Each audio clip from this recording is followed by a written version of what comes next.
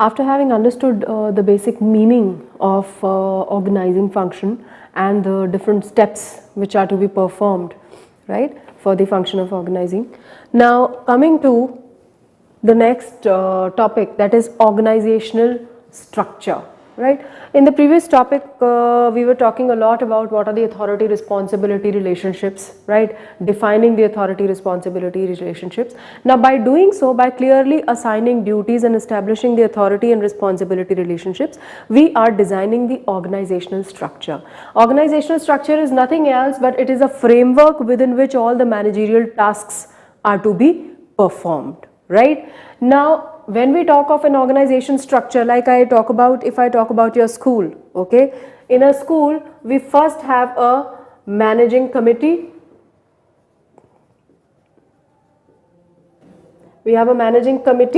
then we have a principal, then we have vice principal, right, we have different HMs, and then we have teachers. This is an organization structure, right. This is an organization structure which is followed in your school, right. Now who's going to report to whom is very clear over here, right. और कौन किसको order देने वाला है, that is also very clear. The broad policy making is always done by the managing committee, right. The basic objectives for a particular school are always discussed in the managing committee, right. Who, depending upon the objective, who prepares the plans for the schools, that's the principal, right. Then principal is going to further delegate some authority to the vice principal to put these to give a practical shape to these plans, right, and so on and so forth. So this is a basic this is a structure within which all the activities of the schools are going to be performed. All the tasks are relating to the school activities are going to be performed. Now there are only two types of the organizational structures that we are going to be discussing over here, that is functional structure and divisional structure. When we talk about functional structure, it means grouping the activities of similar nature, grouping the activities belonging to a particular function, right, grouping the similar activities belonging to a particular function. When we talk about function, it means production, sales, finance, research and development, human resource management, right. Grouping all the activities related to a particular function and taking that particular function as a separate department, right. This is called as your functional structure. This means there is a production department, there is a marketing department, there is a sales department, research and development department and finance department. All of these functions, they work as a separate department with their own departmental objectives to pursue, right. Now this is an ideal form of structure to be followed when the scale at which an organization is operating is medium or small. When they have only one product, right, when they have only one product which they are selling, for which they are performing these functions, that is production, marketing, sales, finance and research and development, then each of these functions can be organized as a separate department, right.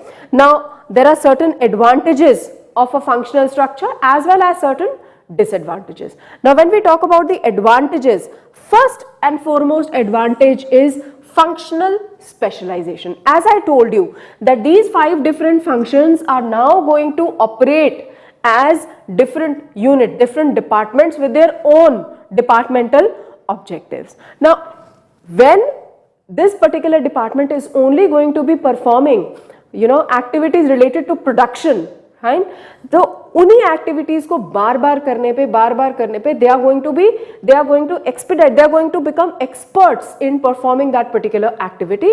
As a result, the activities under any particular department are going to be performed in the most effective and efficient manner. They are going to specialize in doing that particular job. So it leads to, it gives you the benefit of advantage of functional specialization, right. Each of the department is going to specialize in performing their respective function.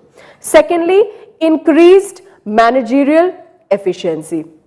Now, how is it going to increase the managerial efficiency? When we defined the word efficiency, we said that when we are able to complete the task at the minimum possible cost. Now, efficiency is going to be increased because when we said that it leads to functional specialization, meaning you specialize in performing a particular function, right? When you specialize in performing that particular function, there are going to be least possible wastages. There are going to be least possible wastages in performing that particular function. So, you are going to be minimizing the cost involved. You are going to be minimizing the cost involved in performing that particular function, right?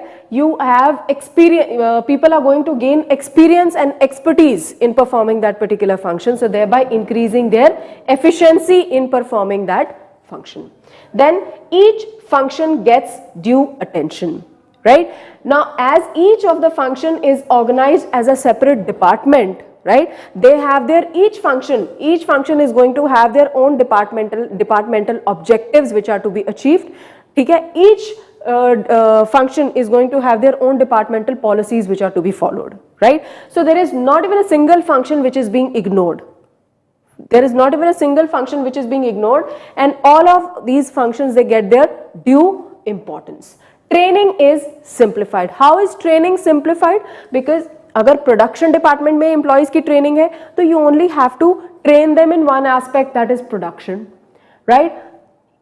Different department, if you have training for let's say sales department, so you have to train them only in that aspect, right? No single employee is to be trained for all 5 functions.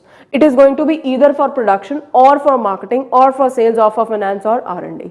So your training gets really simplified. But there are, like we have advantages, at the same time there are certain disadvantages, okay, which exist for your functional structure of organization. That is, emphasis is more on departmental objectives. Inter-department rivalry हो जाती है, wherein each department wants to prove that we are performing better than the other department. We are doing our duty more effectively and efficiently as compared to the other department. Now, as a result, each of the department, right, is going to focus more on the departmental objectives rather than the overall organizational objectives. You lose that view. Okay, we always say that you need to have a horse's eye view on organizational objective, meaning आपको इधर उधर कहीं नहीं देखना. Your eyes have to be fixed on the organizational objectives, right? Because that is my final goal. But here somewhere there's always an emphasis is laid more on the departmental objectives. Second, conflict of interest. Now there can be, it's quite possible, like if the sales department, they say that in order to increase our sales, it's important, you know, that we give a discount at the rate of 10% on each product. On MRP हमें 10% का discount देंगे तो हमारी sales जो है वो 30% से बढ़ जाएगी, right? But the finance department is not in agreement with the sales department. It says no, we cannot afford to give a discount of 10% because that would mean a loss to the organization. At the max 4% or 5%, right? तो इन दोनों में अब conflict आ गया, right? So many a times this kind of conflict of interest exists between the two departments, which gets difficult to address. Then difficult to fix responsibility for performance. Now if a product once launched in the market is not able to do well, is not doing well, right, the performance of the product in the market is not that great, so it becomes very difficult to fix कि भाई गलती किसकी थी. Was the production department at fault? Was the sales department at fault? या R&D में कुछ हमारी कमी रह गई थी, या finance factor हमने सही से discuss नहीं किया था, or maybe we don't have the right person at the right post to be performing the duty. So it becomes very difficult to fix the response कि किसकी गलती थी, किसकी वजह से product जो है अच्छा result नहीं दे पा रहा है in the market.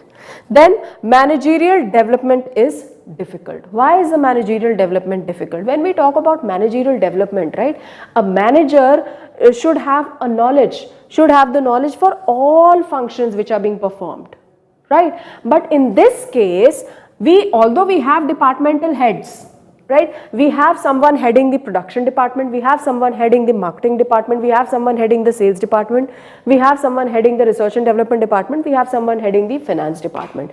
But these people are only being trained in their respective function, right? None of the heads of each of the department has an exposure to all these 5 functions. So as a result, they are not being trained for higher positions in the top level of management. So it restricts their scope of growth and development.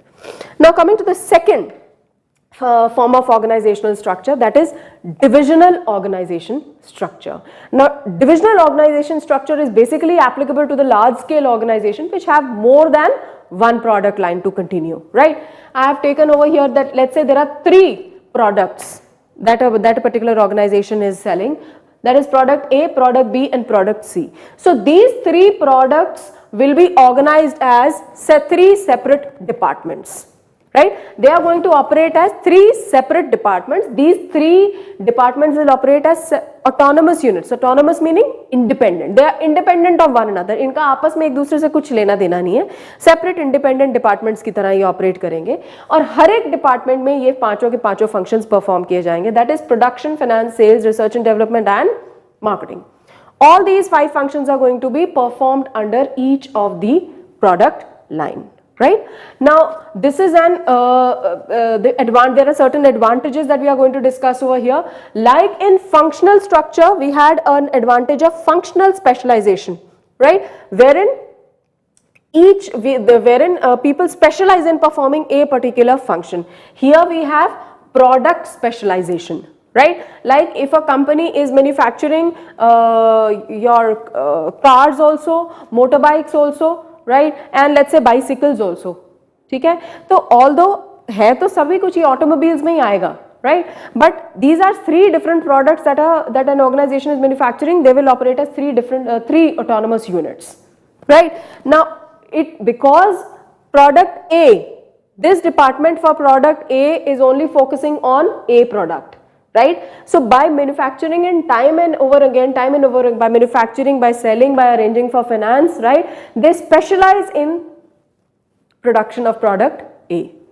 Okay? They specialize in basically launching of product A in the market. They specialize in selling of product A in the market.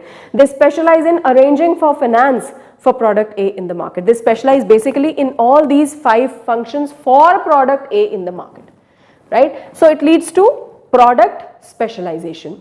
Second advantage is it helps in fixation of responsibility for performance, right? It is easier to fix responsibility now. Why? Because the department head of product A is going to be supervising all 5 functions, that is your production, sales, marketing, research and development. All 5 functions he is going to perform, right? So if the product is not doing well or if the product is doing really well, you can fix the responsibility, you know to whom the credit has to be given. Then it promotes flexibility and initiative. Now because when a person is given so much of an exposure, when he is taking all decisions pertaining to a particular product, देखा जाए तो ये अपने आप में एक छोटी सी organization चला रहा है, ठीक है? This person who is going to be heading department for product A or B or C, they are running a micro organization, एक छोटी सी organization चला रहा है, right? Wherein he is getting an exposure to perform all functions, right? As a result, it motivates them, right? And it gives a chance to them to take initiative, right? For the betterment of organization, to initiate certain changes, right? Maybe in the style of the working or maybe in the product, right? Initiate changes or improvements in any of the functions that they wish to. Then it facilitates growth and expansion. Obviously, because when you are being trained to perform all these functions, when you are given exposure, right, to perform all these functions, right, you are being trained to take up positions, right, higher up in the ladder, that is in the top level of management. Then coordination becomes easy, because when all functions are being performed under one department only, all functions of production, sales, marketing, etc. for a particular product are performed under single department, so coordination amongst these functions becomes easy, right? Coordination between sales, production and marketing, it becomes easy. Now coming to the disadvantages of divisional structure of an organization is conflict amongst different divisions. वहाँ पे था conflict among different departments, different different departments meaning different functions organized as a department. Here it may lead to an inter-division conflict when allocation budget बनता है जब company का, तो किस product को कितना बजट सैंक्शन हो रहा है depending upon that. Maybe for product A, because it is doing really well in the market, the company has decided that 50% of the budget allocation is going to go to product A. So product B and C may feel neglected, right? So they may have a conflict over this, right?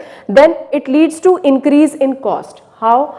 Because the functions of production, finance, sales, R&D, marketing, they are being performed at three different departments. Duplication है यहाँ पे, right? वहाँ पे सब एक ही जगह हो रहा है, यहाँ पे duplication है, that leads to increase in costs, right?